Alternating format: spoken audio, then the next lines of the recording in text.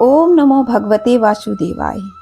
भगवान नारायण और माँ भगवती की कृपा सदैव आपके परिवार पर बनी रहे। दोस्तों, मस्त रहिए, खुश रहिए, अपने चारों तरफ स्वच्छता बनाए रखें।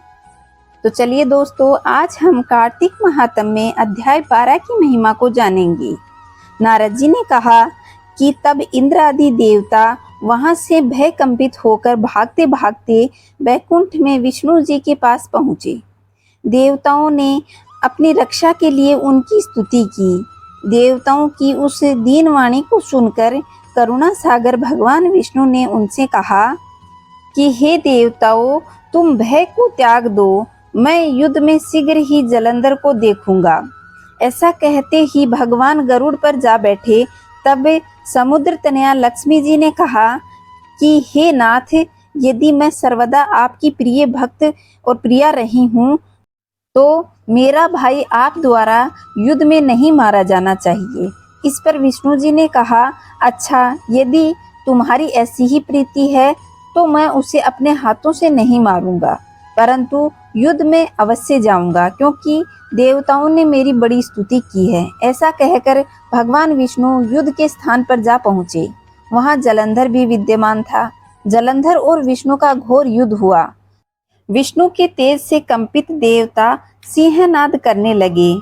फिर तो अरुण के अनुज गरुड़ के पंखों की प्रबल वायु से पीड़ित हो दैत्य इस प्रकार घूमने लगे जैसे आंधी के बादल आकाश में घूम रहे हों। जलंधर दैत्यों को वायु से पीड़ित देखकर आकाश में विष्णु जी के पास पहुंचा।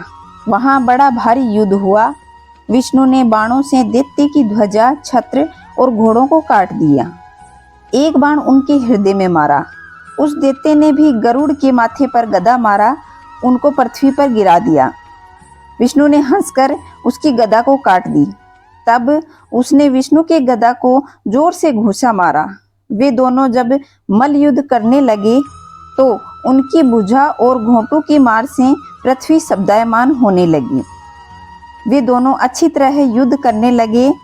तब मेघ जैसी गंभीर वाणी से दैत्यराज से विष्णु भगवान बोले, मैं तेरे पराक्रम से प्रसन्न हुआ, तू वर मांग।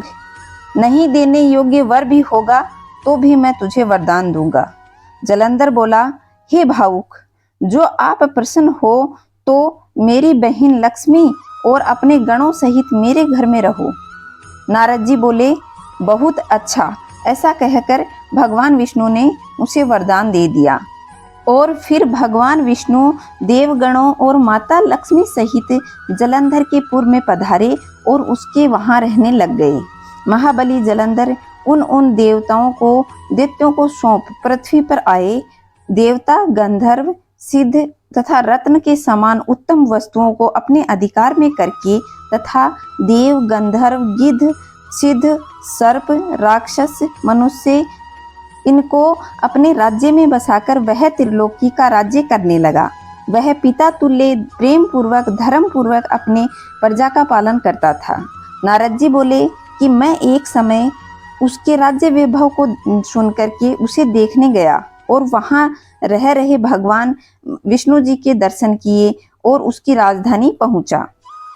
नारद जी बोले, उस दानवेंद्र राजा ने विधि पूर्वक मेरा पूजन करके हंसकर कहा, हे ब्राह्मण, आप कहाँ से आए हैं? कहीं कोई अच्छी वस्तु देखी है जिसके लिए आप आए हों? आज्ञा करिए। नारद जी बोले, हे दैत्येंद्र, मैंने एक समय कैलाश पर्वत पर जाकर वहां पार्वती के साथ बैठे हुए शिवजी को देखा। 10,000 योजन चौड़ा कैलाश पर्वत है। वहां अनेक कल्प वृक्ष और कामधेनु हैं और चिंतामणियों से वह भूमि प्रकाशित हो रही है। उसे देखकर मुझे आश्चर्य हुआ कि तीनों लोकों में इनके समान रिद्धि कहीं पर भी नहीं है। हे दैत्येंद्र, जब मैं तुम्हारी रिद्धि देखने के लिए आया तो मैंने देखा कि तुम्हारी रिद्धि भी देखकर ऐसा लगता है कि त्रिलोकी में तुम्हारे समान कोई भाग्यशाली नहीं है।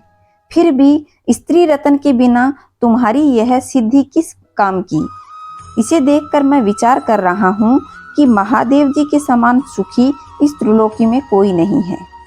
अप्सरा, नागकन्या आदि यद्यपि आपके यहाँ हैं तो भी पार्वती सी सुंदर नहीं है।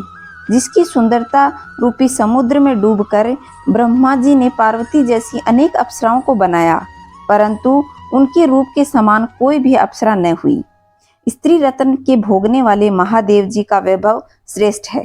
ऐसा कहकर जब नारद जी वहां से चले गए, तब दैत्यराज उनके रूप को सुनकर के कामदेव से पीड़ित हो गया।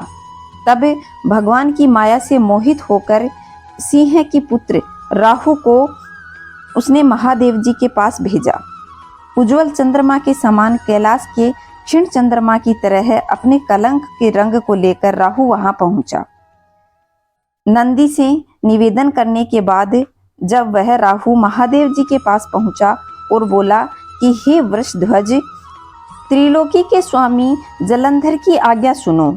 शमशान निवासी हाड़ों की माला पहनने वाले हे दिगंबर, तुमको हिमालय की बेटी ऐसी सुंदर स्त्री किसके कारण मिली?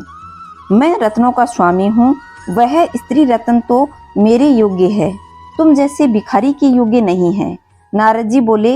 राहु को ऐसा कहते ही महादेव जी की भ्रुकुटी भयंकर रूप से तन गई और उससे एक पुरुष पैदा हुआ, सिंह के समान, जिसका मुख, लहलहाती जीभ, नेत्रों से ज्वाला और ऊपर केस, सूखा हुआ शरीर, ऐसा वह दूसरा नरसिंह लगता था।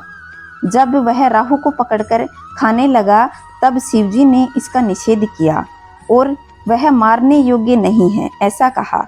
यह दूत है और पराधीन है, इसे छोड़ दो। यह वचन सुनकर राहु को आकाश में छोड़ दिया। फिर महादेव जी ने उस पुरुष से प्रार्थना की। पुरुष बोला कि मुझको बहुत भूख लगी है, हे देव, मैं क्या खाऊं? तब शिवजी बोले, तू अपने ही हाथ पैर का मांस खा ले। नारद जी बोले। शिवजी की आज्ञा से उस पुरुष ने अपने ही हाथ पांव का मांस खा लिया। अब उसका केवल सिर ही बाकी रह गया। यह देखकर शिवजी बहुत प्रसन्न होकर के उस भयंकर पुरुष से बोले, हे कीर्तिमुख, तू सदा मेरे द्वार पर रहेगा। नारद जी बोले। उस दिन से कीर्तिमुख देवताओं के द्वार पर रहने लगा। पहले जो लोग कीर्तिमुख का पूजन करते हैं और उसके बाद पूजा करते हैं, तभी उन्हें पूरा फल मिलता है। जो लोग पहले कीर्तिमुख का पूजन नहीं करते, उनका पूजन संपूर्ण नहीं माना जाता। कीर्तिमुख के छोड़े जाने पर राहु बर्बर स्थल पर आकर गिरा। इसके कारण यह स्थल बर्बर नाम से प्रसिद्ध हुआ। फिर उस राहु ने अपना द्वितीय जन्म समझ करके जलंधर के पास जा करके सब बातें कह दी। तो दोस्तों, यह था कार्तिक मास महात्म्य में अध्याय 12। आप लोगों को यह वीडियो पसंद आ रहे होंगे। वीडियो पसंद आए तो लाइक शेयर करें और चैनल पे पहली बार आए हैं तो इसे सब्सक्राइब कर लें। पास के बेल आइकन को दबाएं ताकि आने वाले वीडियो का नोटिफिकेशन आपको सबसे पहले प्राप्त हो। कमेंट में जय श्री नारायण अवश्य लिखिएगा। जय श्री नारायण दोस्तों।